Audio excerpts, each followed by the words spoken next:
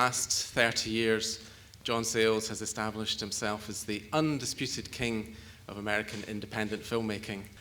Tonight, he's going to take you on a journey to the Alabama of 1950, where you'll get a chance to sing the blues, I think.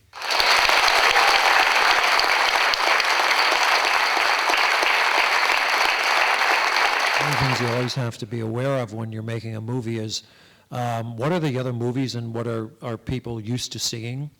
And there's a long kind of tradition of movies made in the American South about race relations. Lately, it's been like, oh, there was a lynching every week. There were southern states where they went 5 or 6 years without a lynching. My experience in the South when I was a kid, what blew me away more than the violent part of it, coming from the North, was that part of it that people of what people accept. And every movie, movie is its own world. But if it's based on the real world, one of the things that you want to try to put across is what is it about this time and place that's unique. And so part of who we are is where we come from, but it's also when we come from.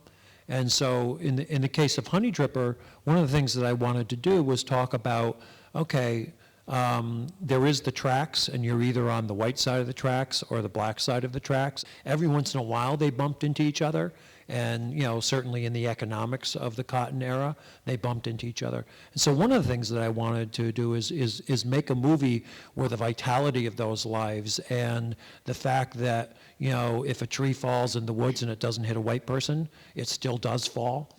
And that you could have a whole story over there, and a couple times white people wander over to the other side of the tracks, or in the case of Lisa Gay Hamilton's character, she has to go work for the mayor's wife, but it's almost a self-enclosed world, and that world, had a lot of humor and a lot of violence in it, and for me, the rhythm of the movie is the rhythm of that week.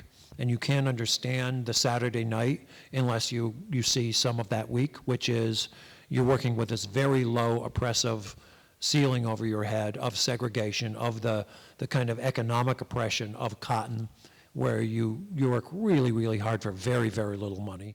The film comes out on May the 9th. Remember to spread the word.